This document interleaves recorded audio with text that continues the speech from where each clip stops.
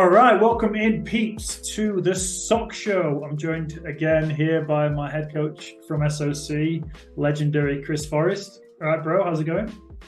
Hey guys, yes, good.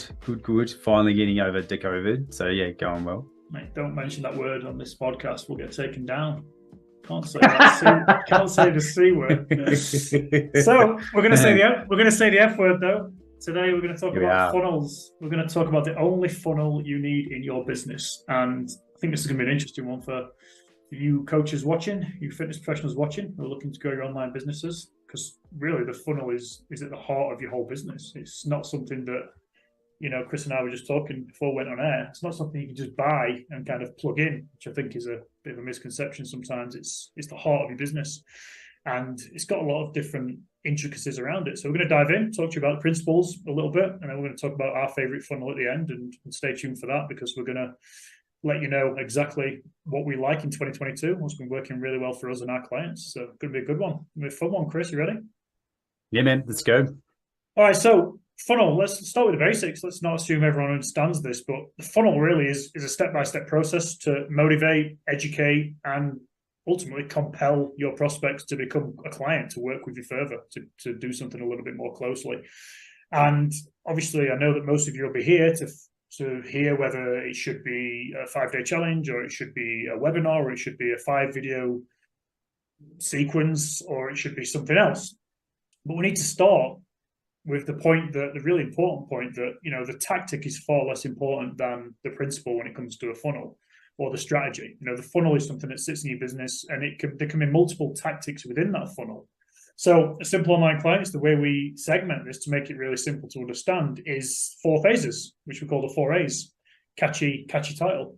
The first A is attention. Second one is affinity. Third one is attraction. And the fourth one is action. And we'll cover those a little bit now. And what you've probably heard, if you're listening to this and you're at any level in your journey to build an online business, is the term know, like, and trust. And this is ultimately what we're talking about here. There's no like and trust that needs to be built in a market to compel people to want to work with you. And that happens through this 4 A's funnel. Like, we have to get attention. So we have to get people to know you. If you don't go out there and get attention, nobody knows who you are. We have to build affinity, which is the like element of know, like, and trust. We need to be omnipresent with your audience, front and center of mind every single day, so they see you as the obvious choice and the authority in the space. And then we need to build trust, which certainly does take a bit of time usually with people. And I think we've mentioned this in a previous episode, but there's layers of trust. They've got to trust you, your product, and the process, and themselves. And then there's action, which is kind of, once you've got 3 ticks, attention, affinity, and attraction, the action sort of looks after itself, I reckon. Chris, would you agree? Yeah, like if you ticking off those first 3 A's, attention, affinity, attraction, action kind of just naturally just guides to where it needs to go. Like those 3 things are ticked off with your funnel in a way that makes sense to you and the way it makes sense to your clients, then yeah, the action part is, it does literally just happen, which is what we see with what we do with My Busy Dads and what we do with SOC, really. Yeah. And it seems like people are always really good at 1 or 2 and very rarely bring all 3 together. So you get those people that are really good at getting attention. Like maybe they've got massive followers on Instagram, for example, massive influencers in the space. And there'll be lots of people that you probably follow yourselves on Instagram that have got, 100,000 followers plus, but they've probably got no business. And that's a good example of someone who's getting a lot of attention, but not really building affinity and going on to build that attraction. Whereas we would much rather have, which is basically the case, 500 Instagram, 500 Instagram followers, but we've worked with hundreds of coaches. Like that's the ratio we would prefer, and I'm sure listeners would as well. Or you get those people that they're really good at actually communicating and having a conversation as a human and building that trust, but they just don't have the volume of people coming into their world to make that into a real business. So it seems like, I don't know why this happens, but it seems like people are really good in one area. Is that what you find as well? Yeah, like when I talk to all the coaches, they're like, either they're really good at content and they have no idea how to talk to someone in a DM to get them onto a call. Like there's no way to flip the conversation to what we need them to guide towards. Or they're so good at conversations, they're just not getting them. They just can't figure out how to get a conversation started from whatever it is they share, if they share anything at all. So they can't get any attention towards them to let anyone know that they do a good job at what they do, which is the most important thing, especially online. We just need people to know that what we do and that we do a really good job doing it. Yeah, 100%. So we can drive these convos. That's totally right. So any good funnel, really, to summarize that principles, needs all four A's, all four elements. Any tactic can work within that, to be honest, if it's applied properly. And some of those will be human elements and some will be automated. So a lot of this stuff can be automated, especially top of funnel stuff. You know, we're big believers in adverts and that's what we teach and get all our clients doing. So that can be automated. Mid funnel, you know, you have to have a human conversation and interaction, especially when you're going to convert someone into a high ticket program. You know, you're not going to do that from a click on a website. That's going to be a conversation. So there's different tactics and there's different elements of, is it human, is it automated? And actually, a good giveaway for this episode would be our 4A's funnel kind of blueprint. I reckon we throw that away. So if you want that, just comment funnel on wherever you're watching this, whether it be LinkedIn, Facebook, YouTube, and we'll get that to you. I think that'll be super valuable. So let's think about what tactic to slot into these 4A funnels then. That's what everyone's here to learn. I think it's important to understand that a funnel can have paid traffic going to it or manual traffic. And like I've just said, we're big believers in paid, but all organic and kind of manual stuff always has its place as well. You can go out there and find leads, and they're leads that are going into the top of your funnel, or you can get algorithms and paid advertising to do that for you. We firmly believe that when we think about what tactic and what funnel to apply to this 4A's framework, we think simple is the overriding factor that should be the top priority. Like, it's got to be simple. Why is that, Chris? Yeah. Well, I look at it through the funnel of me just being a busy dad.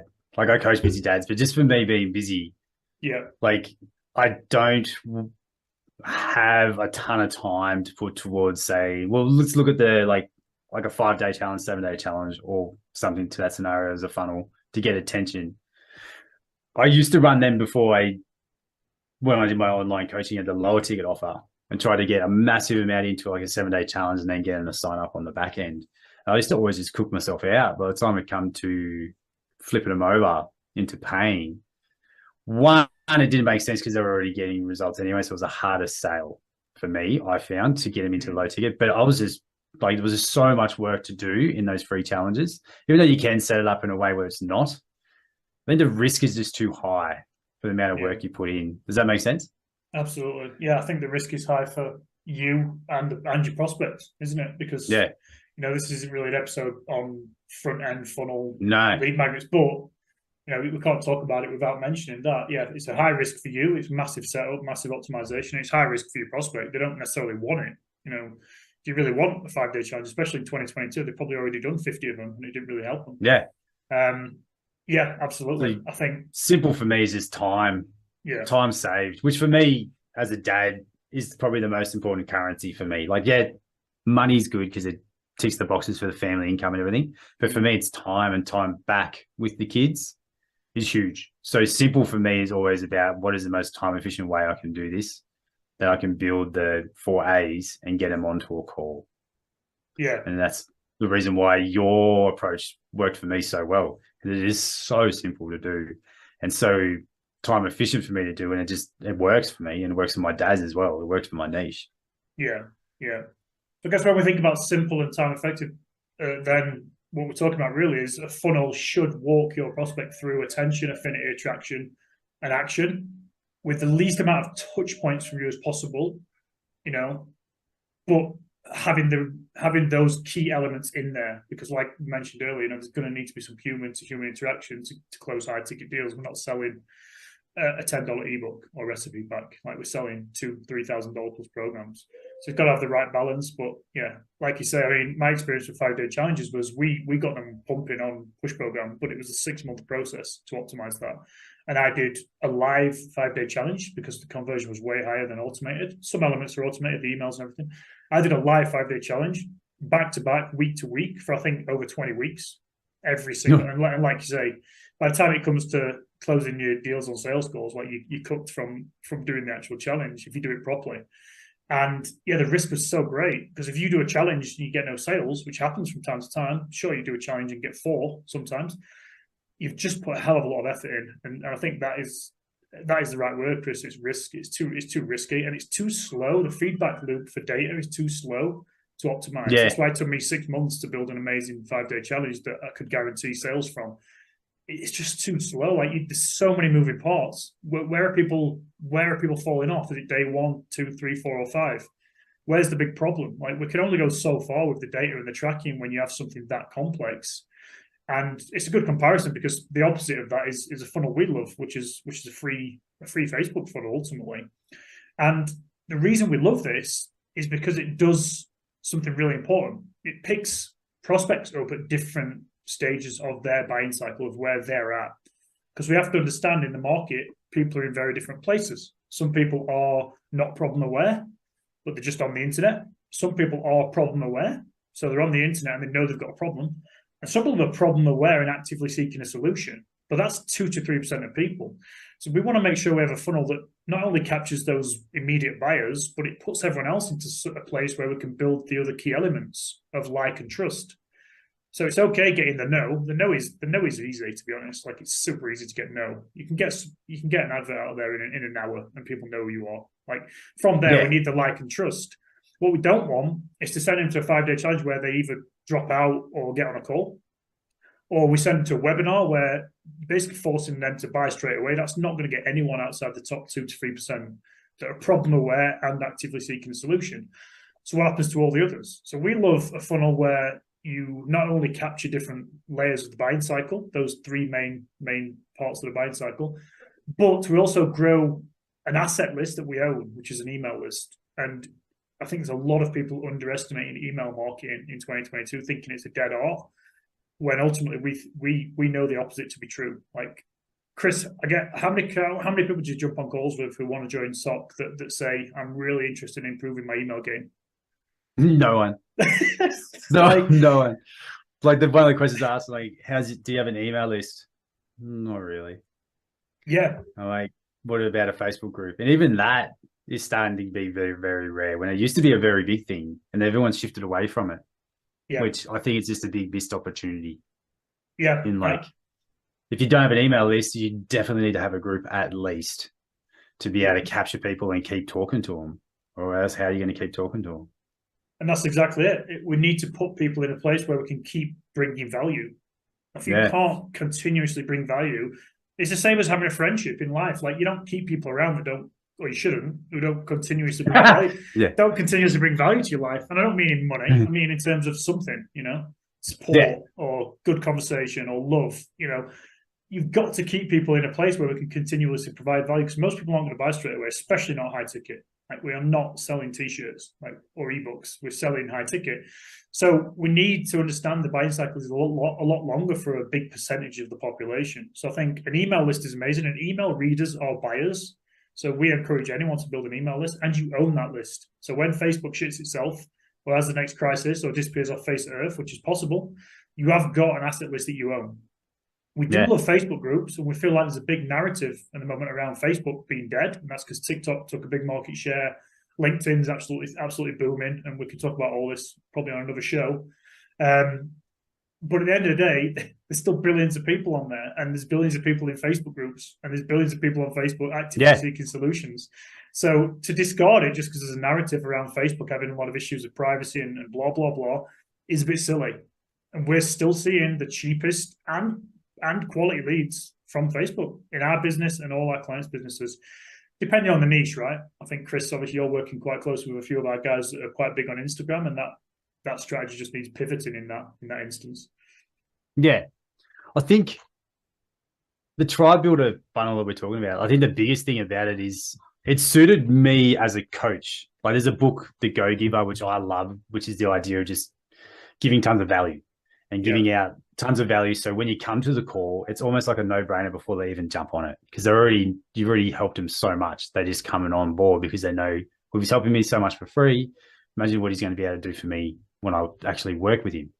So that was what sat well with me. It allowed me to do, I guess, like a coach type of marketing, in a sense where I'm talking to them all the time, and it's always about giving them value and guiding them on what they can be doing and what what is possible for them. And it allowed me, instead of less marketing and hypey and wanky, I was just able to help them the whole way through in the group. I'm pretty happy always just posting content in the group, which helps them, knowing that when they come into a call, I've already helped them ahead of time. Yeah. I found that sat really well with me. There's not as much friction versus trying to just sell them into something without them really even knowing me, where you just got to be really good at sales if you can do that. Yeah. This is just like it kind of bridges the gap. It starts reducing the objections before you get on the sales call, well before, because you're helping them so much.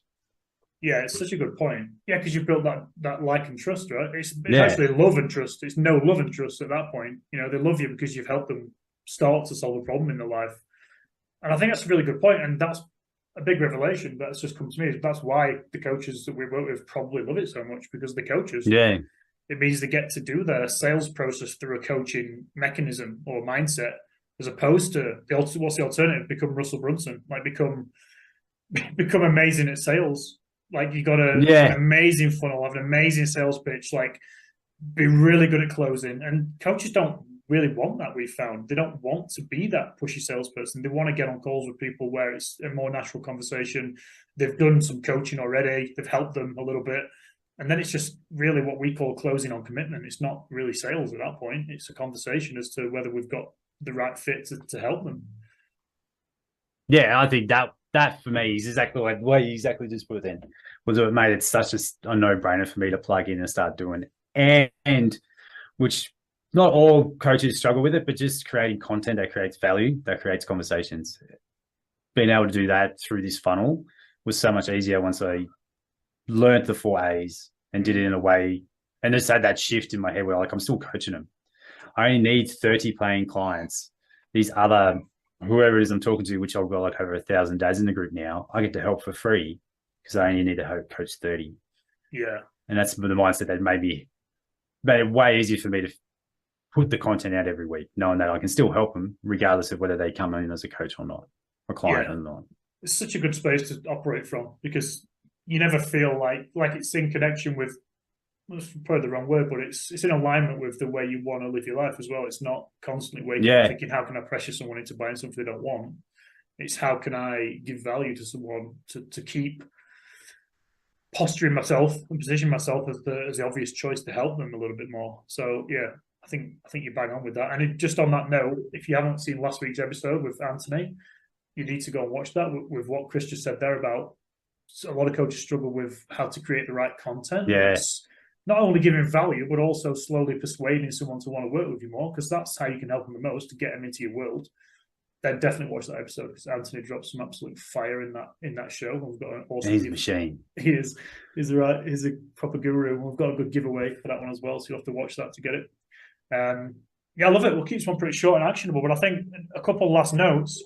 Look, if you're not on Facebook, if your niche is not on Facebook, because it is niche specific for sure, then it doesn't really matter. Like we said earlier, it's the principles, not the tactic. So you can apply a different tactic, or we can help you do this if you want, to the 4 A's funnel, and that never changes. That's the framework. So maybe you're creating a community on LinkedIn, which, like I said, has some real upside at the moment for specific niches.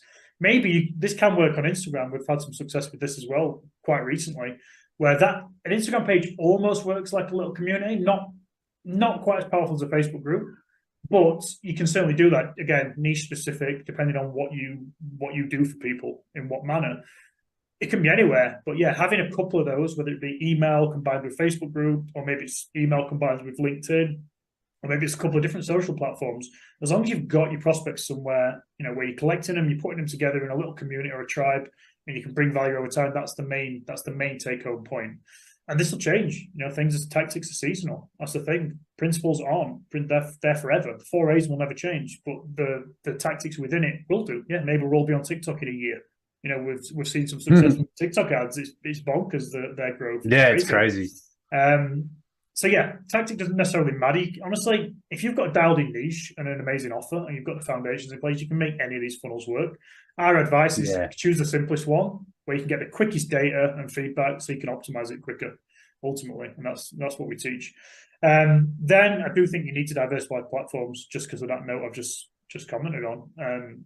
We don't know if Facebook's going to die. Probably will. We don't know what's happening with where's the next platform coming from? We don't know, and we can certainly flip between tactics, but not to kind of chase a quick win or not to move outside of the proven frameworks. It's got to stay within that framework and be ticking off those 4 A's. So last time, attention, affinity, attraction, and then the action is really getting someone on board, providing an incredible result that they've paid big money for. And that's pretty much it, I think, Chris. Yeah, that's it. Good wrap up. That was good. Awesome, legend. I felt like I talked for 99% of that. So thanks for listening, Chris. I was yeah. And then what was the code word we used? Funnel? It was funnel, wasn't it? Funnel, if you want us to drop you our blueprint for the 4 A's funnel that we teach in our paid program. Massive value there. So looking to bring you a freebie with every single episode. So that's today's. Comment funnel below whatever platform you are on, and we'll wrap it up there. And I'll see you on the next one, Chris. See you guys. Thanks, legend. Boy.